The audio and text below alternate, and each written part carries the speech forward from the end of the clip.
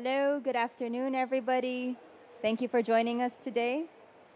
Your Excellencies, distinguished guests, ladies and gentlemen, good afternoon. My name is Fatman Mullah from the UAE Ministry of Climate Change and Environment, and I'll be your MC for today.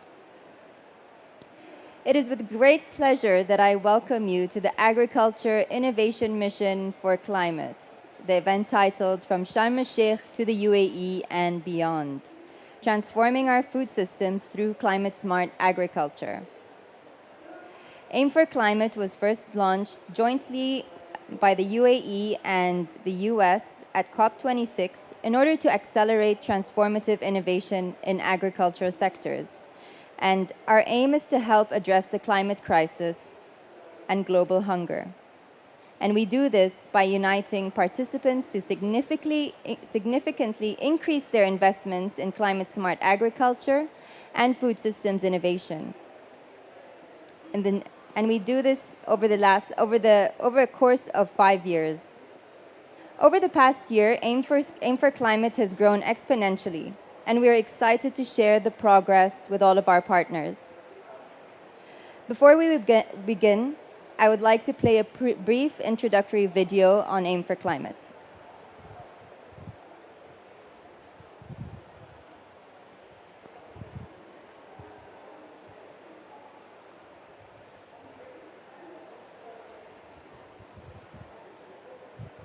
Cue video.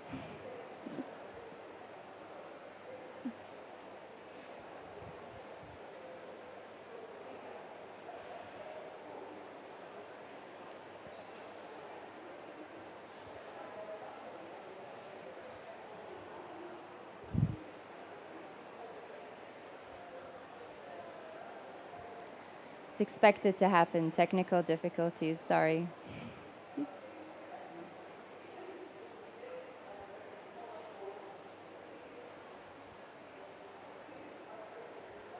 Well, maybe what we can do is oh.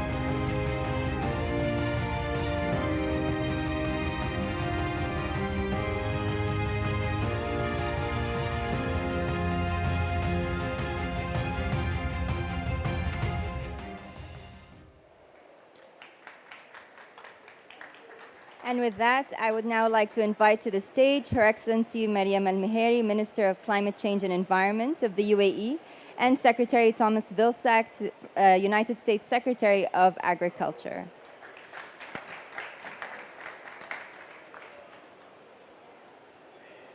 Your Excellency, Secretary, thank you for joining us today. It's very exciting to have you both again to discuss Aim for C. I think the last time you guys were in the same room was at the Ministerial at the Dubai Expo, and now bringing it to COP27. Last year, Aim for C announced a $4 billion total increase of investments in climate-smart agriculture and food systems innovation by its partners, along with a number of innovation sprints and new partners. How has Aim for Climate evolved since the launch of COP26? If you could tell us, what are the changes from where we started to where we are now? Your Excellency. You want me to start? Yeah. First of all, thank you so much. It's so lovely to see my dear friend, Secretary Vilsack, here. And, well, Fatma, we've come a long way. COP26, we had, I think, about 79 partners. Today, we are at 275 partners. Over 40 of them are government partners. And you've seen the facts on the videos. We started with 8 innovation sprints. We're now at 30, so 22 new innovation sprints.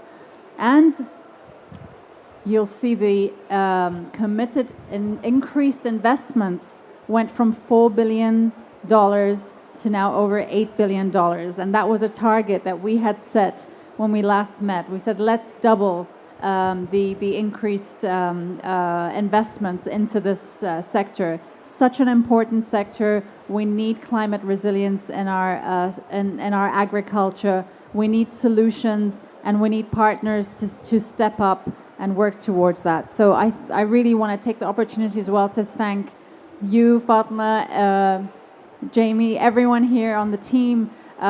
Such great efforts to put this together, and Secretary Vilsack and I are, we've been following the progress, and we're so pleased. And we know this doesn't happen just by itself. It takes commitment, efforts, and tireless work. So thank you.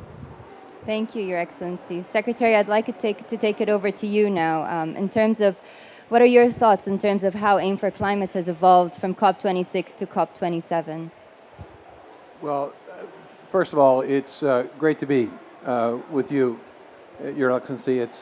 We've developed a close friendship, and I think it's reflected as well in the friendship between our two teams, who have, as you indicated, worked incredibly well to expand significantly the Aim for Climate effort.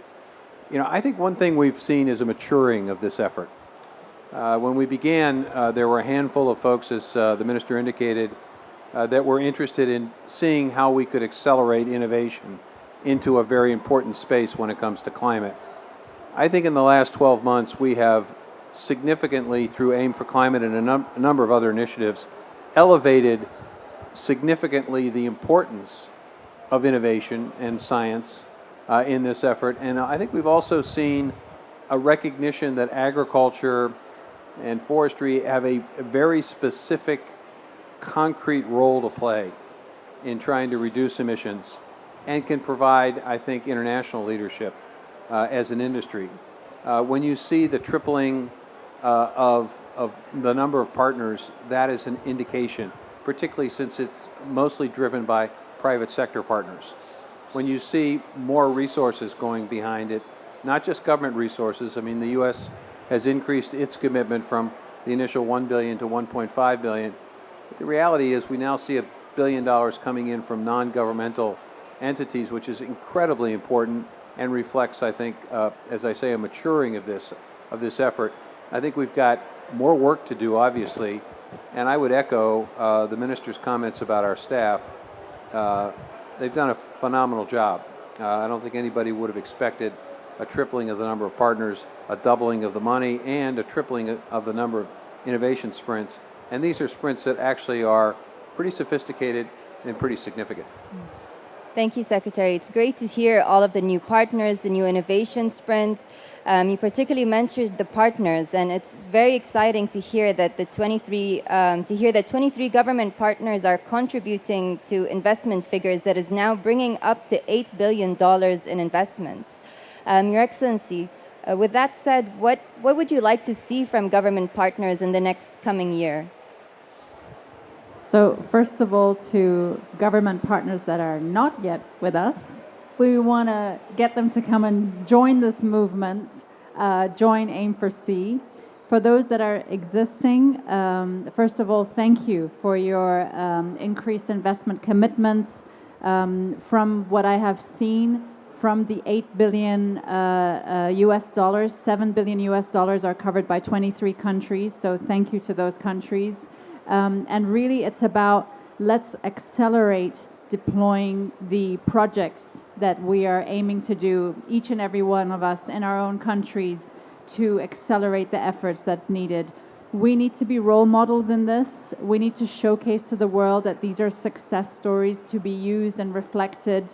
And, you know, being a country that's we're incoming presidency for COP28. We want to make sure that COP28 has a center stage for food systems transformation, and Aim4C is going to play a big role in this to showcase to the world some beautiful success stories, because this is all about partnerships, this is all about sharing knowledge, this is all about using solutions that are available and scaling them up. And so Aim4C is really this enabling vehicle that we invite everyone to come on board on.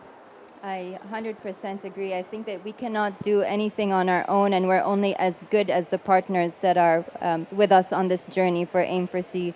Secretary, just taking it to you now, is there anything that you would like to see from these government partners in the next coming year, particularly, let's say, to COP28? Well, I'd say a couple of things. First of all, making sure that the financial commitments that are being made are not one-off commitments. The reality is Aim4C has got a 3 to 5 year window, but we've got to continue this beyond 3 to 5 years. So to the extent that governments are investing in this, figuring out ways in which it can become more of a permanent investment. And frankly, investments in innovation pay off. We know from our own experience in the US that every dollar that is invested in research and development generally generates around 20 additional dollars in economic activity. So this is not a situation where you're spending money and not getting much in return. You're actually creating economic activity. And I think that's one of the reasons why, as part of this year's Aim for Climate, we wanted to establish a way in which we can continue to work and collaborate on an ongoing basis. So the Aim for Climate Innovation Hub, it's just being launched, which was referred to in the video, is an opportunity now for all of the partners to be engaged and involved in an ongoing conversation, learning from each other, figuring out best practices, replicating what works. By creating this vehicle, this platform, this virtual platform, we'll now have the ability not just to meet every year for a few hours, but we'll have the opportunity to meet and discuss every single day. So I would hope that the government partners see the wisdom of participating and encouraging their private sector partners to engage in this platform and utilize it, because I think at the end of the day, we will all benefit from the sharing of knowledge. That's very true, and I think as well, as the number of partners, both on the government side as well as on the private side, increase, there's a lot of partners and a lot of ideas and innovations that come together, and the Innovation Hub provides a really great platform for ideas to be shared amongst them. And in addition to the 23 government partners that have been contributing to these investments, Aim for Climate is also announcing 22 new innovation sprints this year, which is up from 8 last year, bringing the total of these contributions to $1 billion just by these innovation sprint partners. What contributions, Your Excellency, would you like to see from innovation sprints over the next year? I mean, there's so many possibilities across climate-smart agriculture. First of all, to those who maybe not know what innovation sprints are, so these are really the private sector-led initiatives, and we're calling them innovation sprints. So we have IBM, for example, Crop One. I don't know, some of you may know EMIRATES, our airlines, our national airlines. They have partnered with Crop One, a US company, to actually build a vertical farm that is going to be growing the salads or the lettuce for the salads that are being served to the passengers. I think they make about 200,000 meals a day. So it's become now commercially viable for a big national airline like Emirates to actually have its own vertical farm. So this shows you the power of innovation. And that's what comes to back to your question, Fatma. Closed environment ag is something I'm very interested in, because it's something that I relate to in my own country, a country that is hot arid, water scarce CEAs, I think, are the future.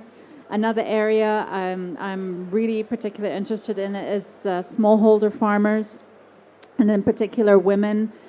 We really want to use Aim for C as a platform, and you could see it in one of the areas of how women can be empowered more in the field of agriculture. And then third, I know this is something Sir Vilsack also is interested in, is cellular agriculture. I find this also a very fascinating area, and I think it's going to have a really big role to play in the future. It's starting already. Thank you, Your Excellency. What about you, Secretary? Are there any areas that are near and dear to you, or anything you would like to see in the coming year? Well, as a general proposition, I think what we want are solutions. We want to know what works, and we've got to figure out what works pretty quickly if we want to maintain the warming of this globe of ours to less than 1.5 Celsius. We know the consequences if we don't. So I think first and foremost, these sprints have got to give us what works. Secondly, I think it's important, and the Minister sort of underscored this, it has to be diverse. We need solutions in all areas of agriculture.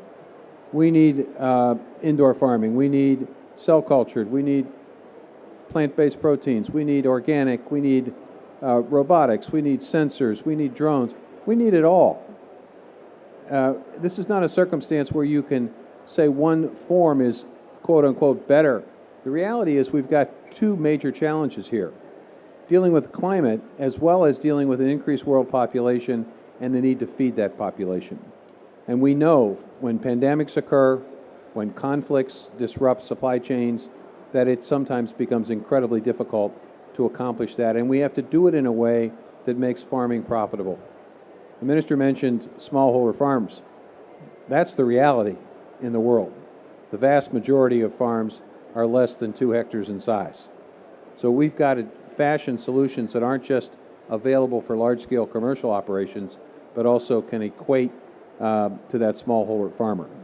It's one of the reasons why the U.S. is investing in and supporting some of the sprint innovations in rice cultivation, for example.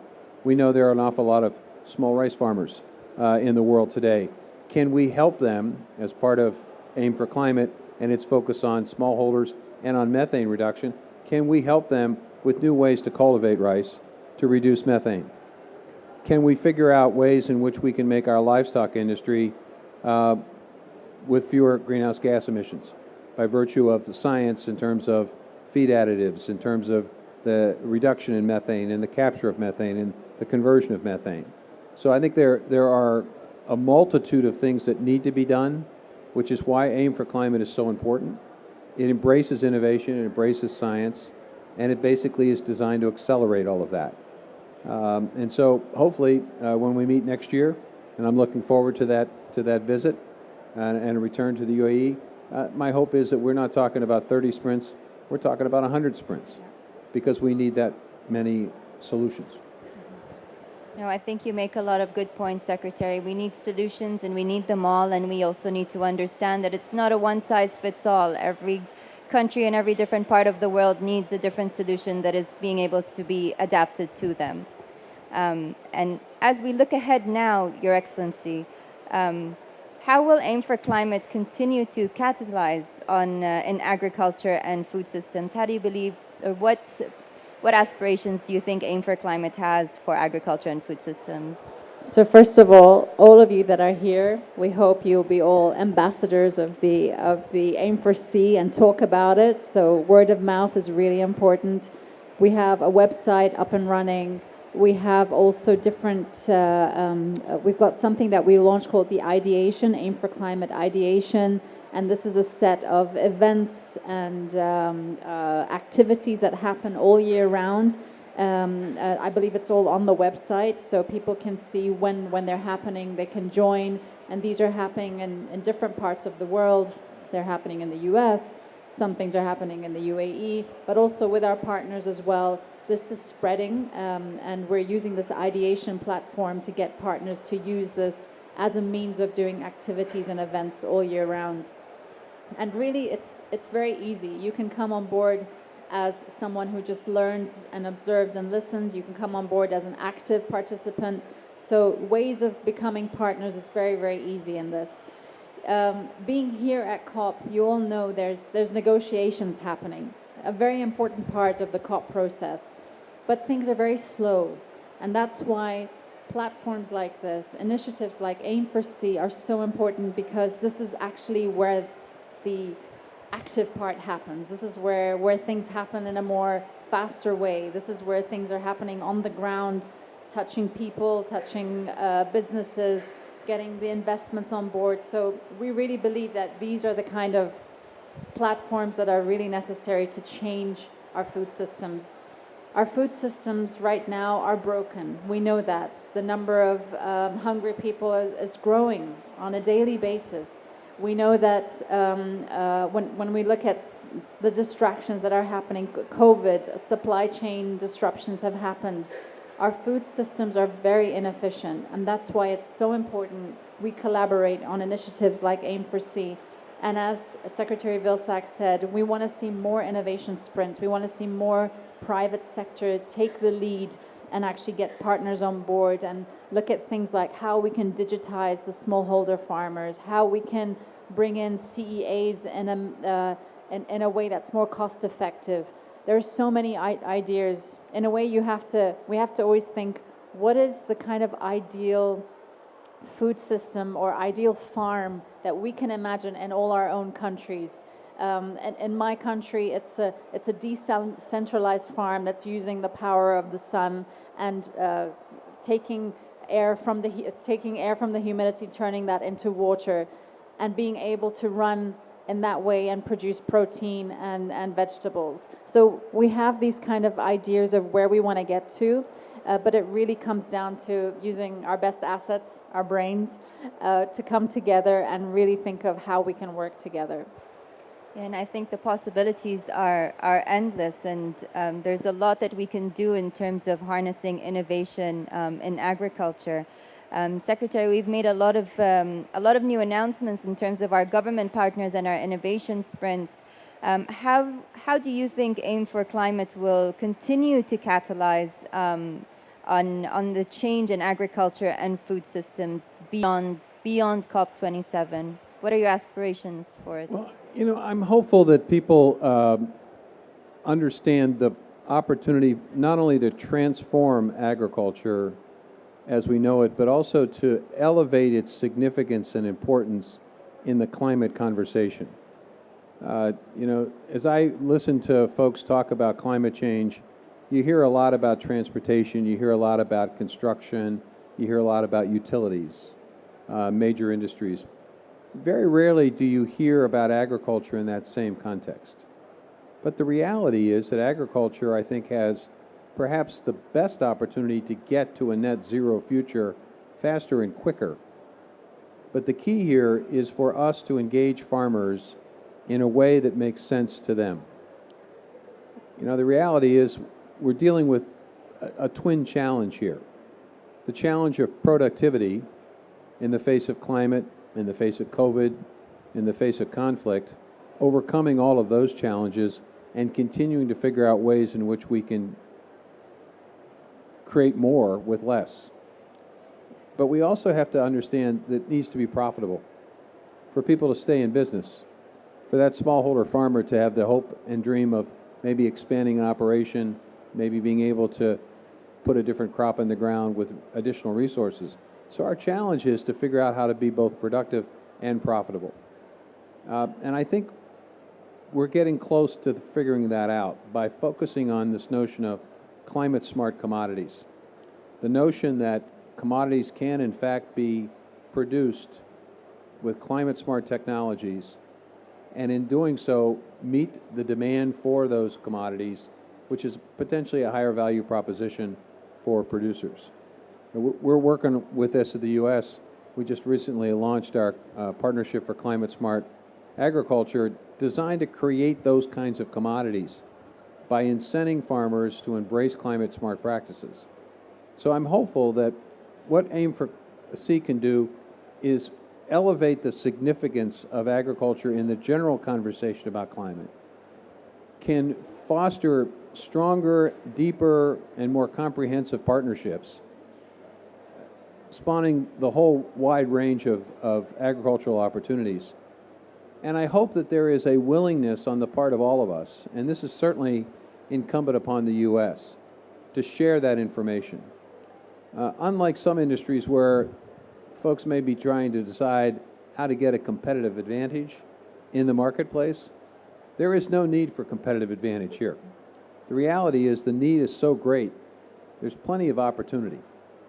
And that's why it's important for us to convene on a daily basis through the hub, using the ideation efforts to have ongoing conversations. And then I think it would be a good idea if everyone were to come to Washington, D.C., say in the spring of next year, and let's compare notes in preparation for COP28. Let's figure out what's working. Let's invite some new technologies as well. Now, I'll have more to say about this tomorrow, and hope everybody can attend the presentation at the U.S. Pavilion about this. But the bottom line is we have a tremendous opportunity here, and we need to take full advantage of it. We've got a good start. We've had a great year, but now we have to have an even better year between now and COP28. Thank you, Secretary, and I think that's a great way to come to a close on our conversation today. I like what you said about making sure that it's not just only productive and profitable, but also makes sense to the farmers. And I think that's what Aim4C is. You know, we're here to work together to elevate those conversations, to strengthen those partnerships, and see where we can go from here and beyond. Ladies and gentlemen, thank you for joining us today on our session on Aim for Climate, and thank you for joining us on listening to the progress that we've made in the last year. We look forward to continuing these conversations and seeing where Aim4C will be 1 year from now, and hopefully with more innovation sprints and more partners. Thank you, Secretary. Thank you, Your Excellency.